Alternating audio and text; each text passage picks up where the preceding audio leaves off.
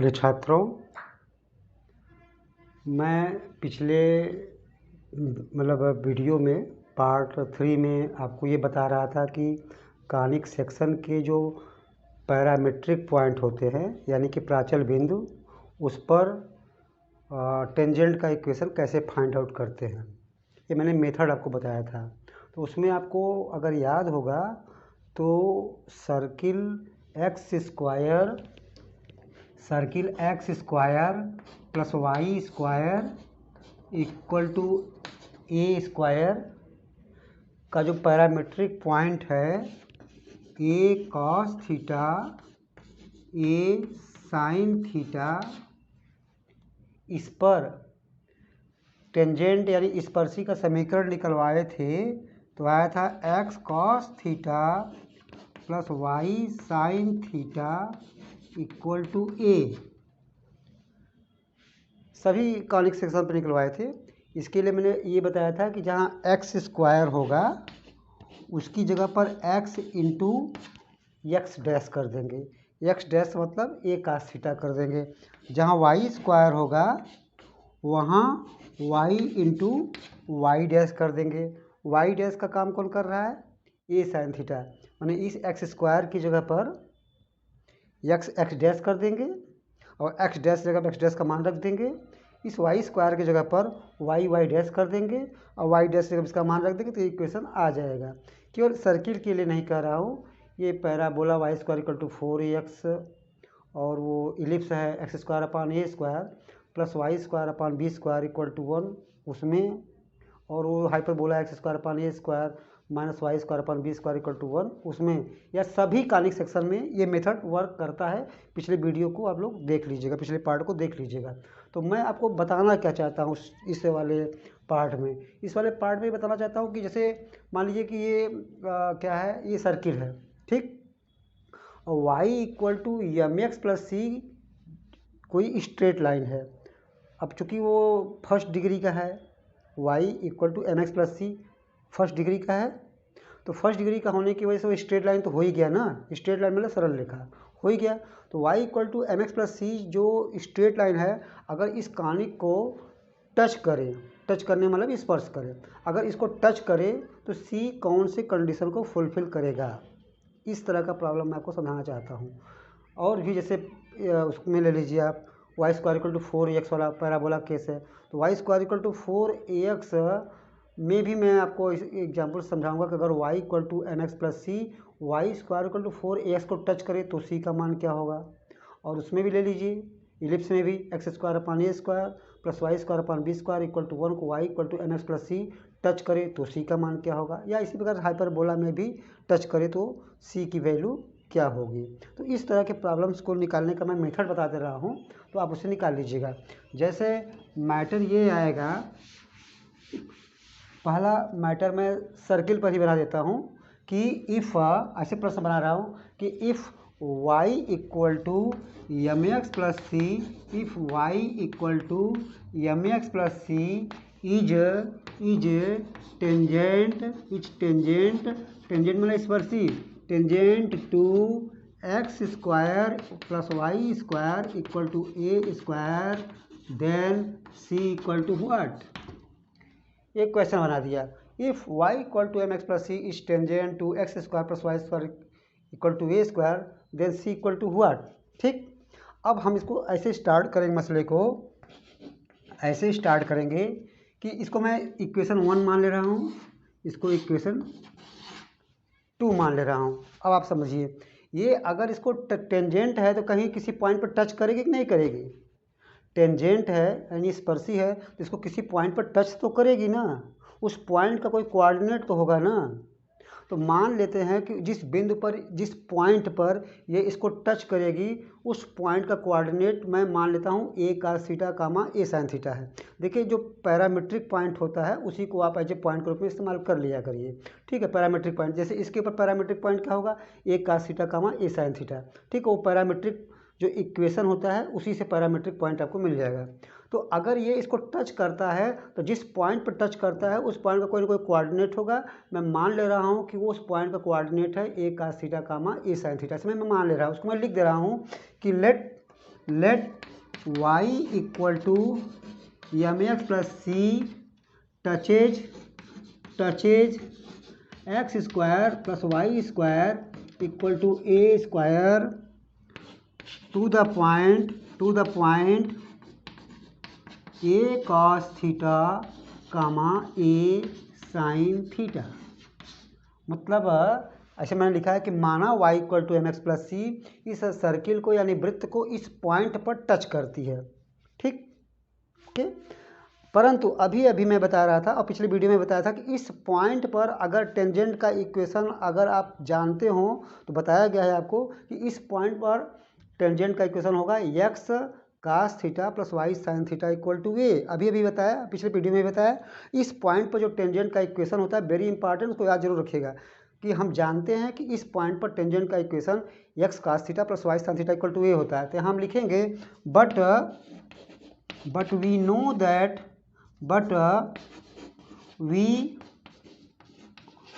That हम जानते हैं we know that the tangent to this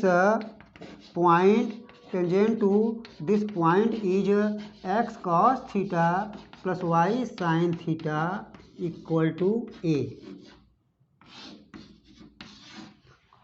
परंतु हम जानते हैं कि ए कास थीटा कमा ए साइन थीटा पर जो टेंजेंट का इक्वेशन होता है वो ये होता है किस पॉइंट पर? इस पॉइंट पर टेंजेंट का इक्वेशन है, तो इसी पॉइंट पर ये भी टेंजेंट है y equal to M x plus c, इसी पॉइंट पर ये भी टेंजेंट है, दोनों टेंजेंट सेम पॉइंट पर है। तो अगर एक ही पॉइंट पर ये भी टेंजेंट है और इसी पॉइंट पर ये भी टेंजेंट है, एक ही पॉइंट पर दोनों टेंजेंट है, ठीक है, तो दोनों टेंजेंट सेम इक्वेशन को रिप्रेजेंट करेंगे। क्योंकि एक ही पॉइंट पर हैं तो ये दोनों सेम इक्वेशन को रिप्रेजेंट करेंगे। और अगर ये दोनों सेम इक्वेशन को रिप्रेजेंट करेंगे तो आप इनके कोएफिशिएंट का कंपैरिजन कर सकते हैं, कोएफिशिएंट का गुणांकों का तुलना कर सकते हैं, ठीक है। तुलना करने का मतलब ये है कि जैसे इसमें y इधर है और इसमें भी y इधर ही सही है, इसमें x उधर है और इसमें x इधर है, या तो इस x को उधर कर दीजिए या इस x को इधर कर दीजिए। तुलना करने से करते समय समान साइड में सब कर, जैसे ये कांस्टेंट c है, ये उधर है, उसमें भी कांस्टेंट a उधर ही है, वो तो सही है। लेकिन ये x का टर्म इसमें इक्वल के दाहिने है और इसमें x का टर्म बाएं है, तो या तो इसको इधर कर लीजिए mx को या इसको इधर कर लीजिए। तो मैं इसी mx को अगर इधर कर दूं तो फ्रॉम ये इसको यहाँ से फ्रॉम वन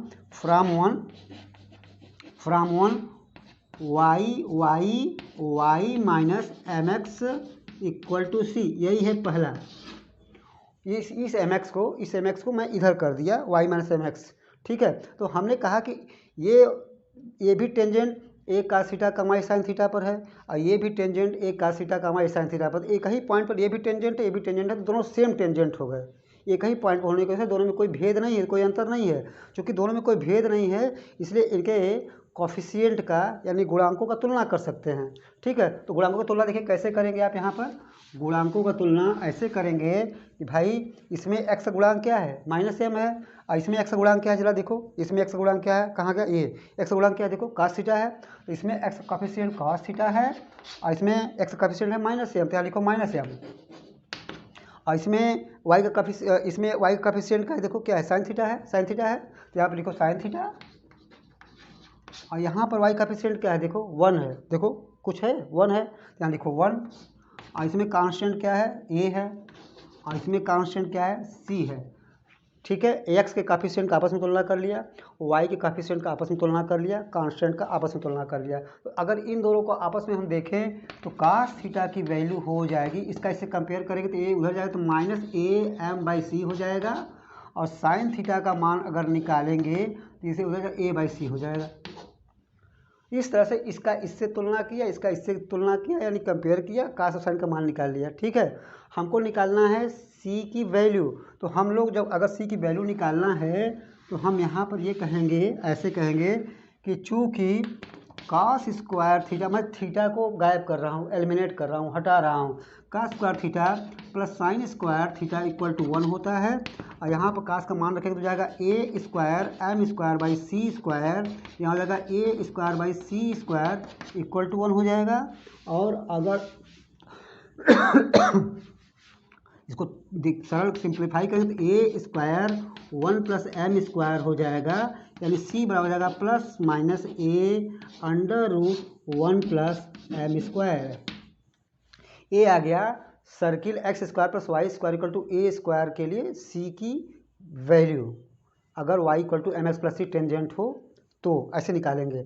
आप अगला एग्जाम्पल देखिए, जैसे उस पर देख लीजिए, आप पैराबोला पर देख लीजिए।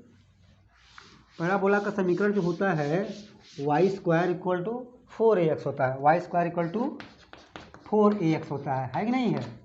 और मेरा कहना यह है कि y equal to M x plus c इसको क्या करती है, टच करती है। y equal to M x plus c पिछले सवाल की तरह जस्ट कि मतलब ये हमारा पैराबोला का इक्वेशन हो गया, और y equal to M x plus c इसको टच करती है। मान लो इसको समीकरण 1, इसको इक्वेशन 2 मान लो।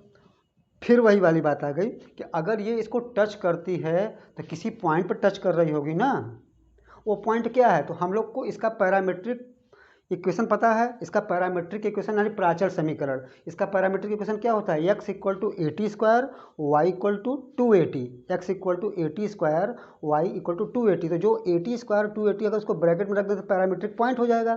तो अगर ये जो टेंजेंट है अगर इसको टच करती है तो किसी पॉइंट टच करती है, तो उस पॉइंट को मैं मान रहा हूँ कि a T square comma 280 parametric point को, ठीक है। तो हम यहाँ लिखेंगे कि let two touches 1 at a T square comma 280। मान लो ये इसको a T square comma 280 touch करती है, but a T square comma 280 पर टेंजेंट का इक्वेशन लास्ट वीडियो में मैंने दिखाया था कि ए टी स्क्वायर कामा 280 पर टेंजेंट का इक्वेशन निकाल के दिखाया था। तो आया था Y T equal to X plus A T square, ऐसा मैंने पिछले पार्ट 3 में निकाल के दिखाया था कि but we know that tangent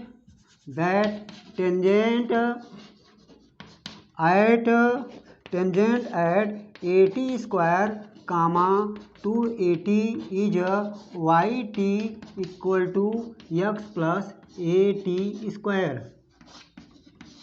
भाई ये वाला मैंने पार्ट 3 में दिखाया था, आपको देख लीजिएगा। तो वाई टी इक्वल, और मैंने ये भी बताया था कि भैया केवल निकालना मत सीखो, याद भी कर लो। जब मुझे याद है तो आपको याद होना चाहिए। Y T equal to X plus A T square ये होता है टेंजेंट का इक्वेशन पैराबोला कि इस पॉइंट पर, किस पॉइंट पर, इस पॉइंट पर।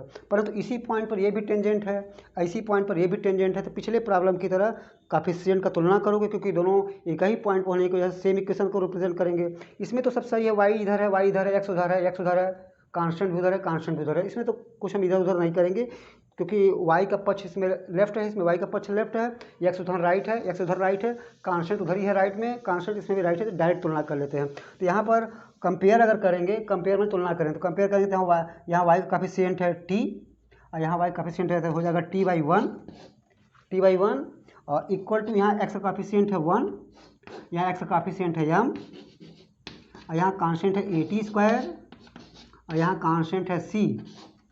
तुलना कर लिया। अगर इन दोनों का आपस में देखें तो t की वैल्यू हो जाएगी 1/m। इन दोनों का तुलना करो, और इन दोनों का तुलना करोगे तो टी स्क्वायर की वैल्यू हो जाएगी, ये यहाँ लाओ और ये नीचे जाएगा, ये यहाँ लाओ, ये यहाँ आएगा तो हो जाएगा C/AM। ठीक, यहाँ तक आ गया। अब आप यहाँ पर ये देखिए अगर इस t की वैल्यू को चाहे तो आप यहाँ रख सकते हैं। t का मान जो 1/m है, अगर यहाँ रखेंगे तो हो जाएगा 1/m² इक्वल टू C/AM। और इस m से इस स्क्वायर को अगर काट दें, ये जो स्क्वायर है इसको अगर m से काट दें तो c की या और a यहाँ आ जाएगा, तो c इक्वल टू हो जाएगा A/m। तो इस तरह से ये पैराबोला में c की वैल्यू हो जाएगी A/m हो जाएगी। ठीक है, पैराबोला में अगर y equal to mx plus C, Y square equal to 4ax को टच करे तो c को इस कंडीशन को फॉलो करना पड़ेगा, c इक्वल टू A/m हो जाएगी। ठीक है, मैं इलिप्स का भी बता ही दे रहा हूँ, हाइपरबोला का आप लोग देख लीजिएगा उसी प्रकार से। ठीक है, तो इलिप्स का केस अगर हम देखें, इलिप्स के केस में इलिप्स का इक्वेशन क्या होता है, इलिप्स का इक्वेशन होता है x² / a² y² / b² equal to 1 और y equal to mx plus c, इसको क्या करती है, टच करती है। और इस इलिप्स का पैरामीट्रिक इक्वेशन होता है x equal to A cos theta Y equal to B sine theta. तो पैरामीट्रिक पॉइंट क्या हो गया, ये हो गया A cos theta comma B sine theta, यही हुआ A cos theta comma B sine theta. तो हम लिखेंगे लेट दिस टेंजेंट, ये वाला tangent, let this tangent touches the ellipse 1 at a cos theta comma B sine theta.